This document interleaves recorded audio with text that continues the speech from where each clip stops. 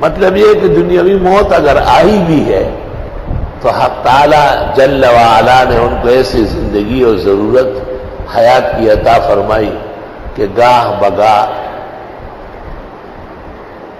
دکھائی دیتے ہیں۔ اس سلسلے میں چند واقعات مجھ پر گزرے ہیں، وہ آپ کو سنانا چاہتا ہوں۔ سب سے پہلے واقعہ یہ تھا کہ میرے جو بھائی زمین پر تھے، جو پہلے سے یہاں لوگ رہ رہے وہ جانتے ہیں، 2 سال پہلے 1 سال پہلے مر گیا۔ اس کو سانپ نے ڈسا تھا اور ہم ایک جگہ لے جا رہے تھے جہاں پر سانپ کے ڈسے کو دم کیا جاتا ہے۔ میری والدہ صاحبہ بھی تھی، وہ بہت رو رہی تھی۔ بس کو رکوایا ایک مسافر نے اور نیچے اترا ایک آدمی، اور اس نے میری والدہ کو کہا کہ اماں آپ مجھے 3 دفعہ کہے کہ اس کو دم کریں، اور پھر اس نے دم کرنا شروع کر دیا اور میرے بھائی کو کہا سیدھا واپس گھر جاؤ۔ قاضی ثناء اللہ صاحب پانی پتی نے جب تفسیر مظہری لکھ رہے تھے، اپنے شیخ مرزا مظہر جان جانان کے نام پر تفسیر لکھ رہے تھے، تو مرزا مظہر جان جانان کو کہا آپ بتائیں نا، آپ تو اولیاء اللہ میں سے، خضر زندہ ہے یا مردہ ہے؟ تو مرزا مظہر جانان صفت بصیر میں مراقب ہو گئے۔ صوفیاء کا ایک تناؤ دور ہوتا ہے صفت بصیر سے، اور کافی دیر بعد ہوش میں آئے اور فرمائے میں نے خضر علیہ السلام سے ملاقات کی، میں نے ان سے پوچھا، انہوں نے کہا میں مر چکا ہوں لیکن میں مرے ہوئے لوگوں سے افضل ہوں۔ یہ ایک واقعہ تو اس زمانے میں جب اسکول پڑھتا تھا، اور بھائی کو چونکہ سامنے ڈسا تھا، وہاں ایک مزار ہے فقیر بابا علیہ الرحمت، وہ عام مزار ہے جیسے قبر ہوتی ہے، درخت کھڑے ہیں، وہاں ٹیلا میلا کچھ نہیں، کچی قبر ہے۔ ان کے جو بزرگ ہیں آس پاس وہ دم کرتے ہیں۔ دوسرا، یہ مینار ہم اس طرف بنا رہے تھے اور کنواں ادھر کھود رہے تھے، اور ہم بہت پریشان تھے۔ تو ایک آدمی آیا، مجھے کہتا ہے میں تمہیں جگہ بتاتا ہوں، یہاں کھودو میٹھا پانی نکلے گا،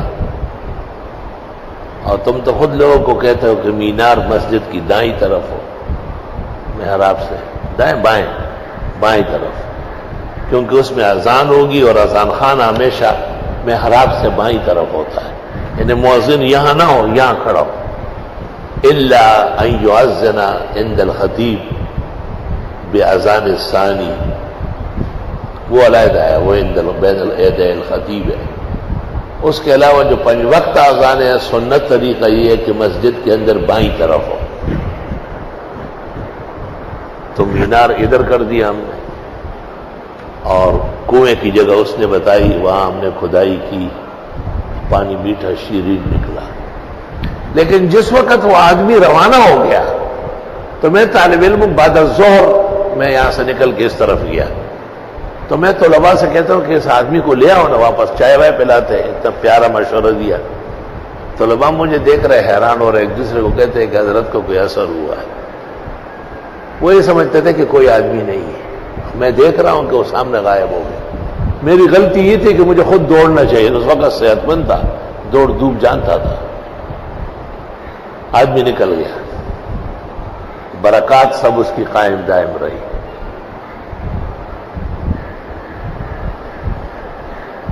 ایک جگہ میں امام تھا، وہاں یہ زرگر برادری آباد ہے، ان کے کچھ لڑکے میرے پاس آئے کہ ہمارے والد صاحب کو 14 سال ہو گئے جو لیٹے ہوئے، پیشاب پاخانہ وہی کرتا ہے، پورے گھر میں انسانی غلاظت کی ایک تعفن ہے،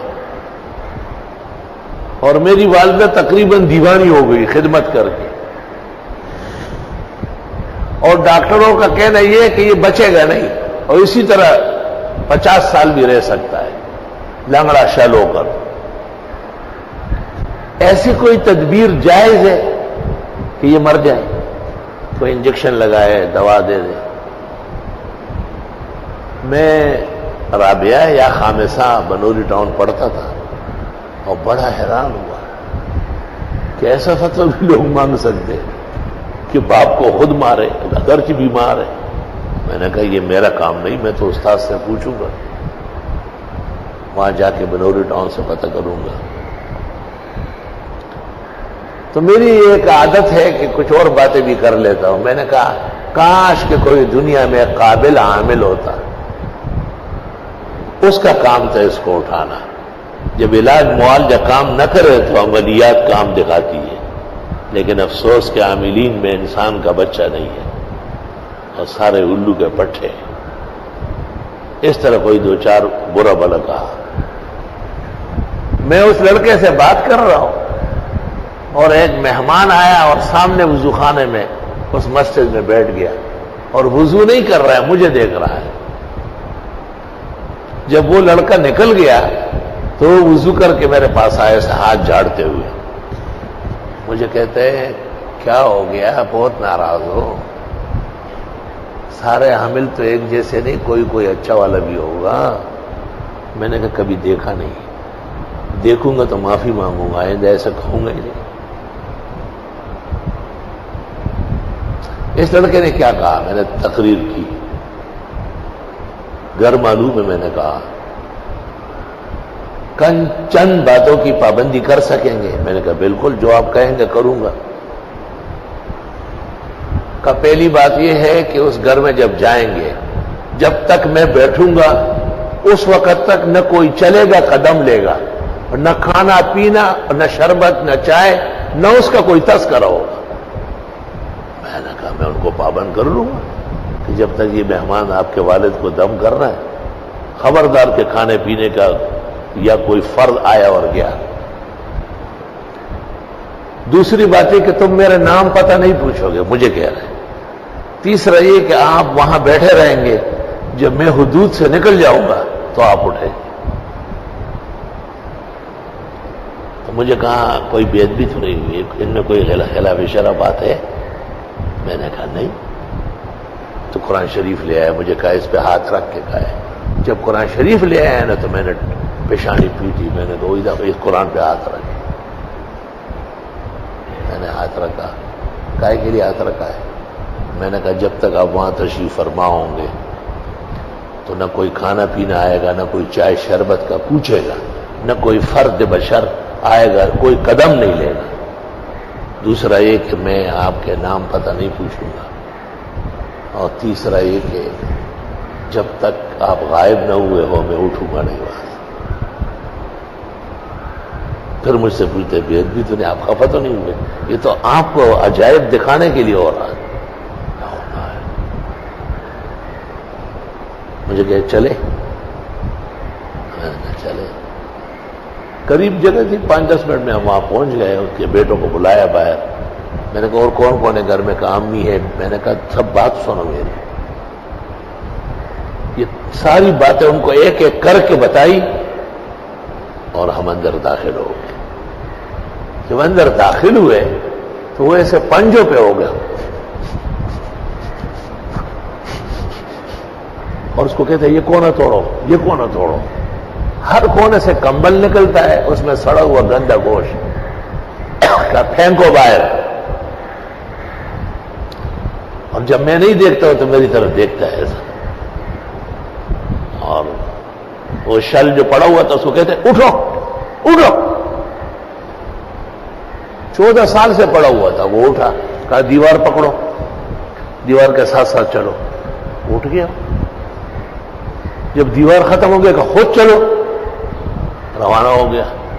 اس کے بیٹے کو کہا تولیہ، صابن، جوڑا لے جاؤ، کپڑا، مسجد میں نہلا کے اور 2 رکعت پڑھوا کے حضرت کی مسجد میں اور یہاں لے آؤ۔ وہ چلا گیا، میں بیٹھا ہوا ہوں، یہ بھی بیٹھا ہے۔ 15-20 منٹ میں واپس آ گئے۔ مجھے کہتے ہیں کوئی طاقتور خیر کا عامل نظر آیا؟ میں نے کہا بالکل۔ میں رونے لگا، میں نے کہا آپ نے بہت زیادہ احسان کیا لیکن مجھے بالکل باندھ دیا. ایس جیسے بہت غلام آپ کے پیروں میں ہوں گے. یہ ایک تھوڑا ہی ہے، دیکھیں ذرا آپ دم میں نہیں باندھ دینا، وہ یہ ایک تھوڑا ہی ہے، ایسے خدا کے بہت بندے ہوتے ہیں. یہ آپ کو دکھانا چاہتا تھا میں. اور بس آخری مجھ سے ہاتھ ملایا اور میرا سینہ چھوما اور مجھے کہا میرے سر پہ ہاتھ رکھو. کہا آپ درس حدیث دیں گے، تفسیر دیں گے. اس وقت کوئی اس قسم کا نظام نہیں. رابعہ کا طالب علم تھا. یا آپ مجھے یاد رکھیں گے، آپ زبردست حافظے کا مالک ہیں اور بہت فائدہ ہوگا امت کو. میں زارو قطار ہوتا ہوا وہاں کچھ بیٹھا رہا. پھر جب یقین ہوا کہ وہ نکل گیا واپس آیا، شام کو دنیا جمع ہو گئی، جتنے لنگڑے ہیں کراچی کے اور پلنگوں میں ڈال کے لا رہا ہے. اس لیے مجھ سے تو ایک قابل قدر ہستی نکل گئی تھی. بہت غمگین تھا. استاد محترم مفتی ولی حسن نے کہا کہ میری بھی ایک بہت قیمتی خاتون بیمار ہے اور سنا آپ. میں نے کہا حضرت اس کا سننا ہی بھیانک ہے، میں کسی دن عرض کروں گا، مجھے معاف فرمائے. تو میرا اپنا خیال یہ ہے کہ یہی خضر مختلف رنگوں میں ہے. یہ دنیا کے اعمال کی وجہ سے نہیں ہو سکتا ہے. اتنا چٹ پٹ و اتنے طاقت کے ساتھ ظاہر کرنا. اللہ رب العالمین نے حضرت خضر کو ایسے تکوینیات کے خزائن دیے ہیں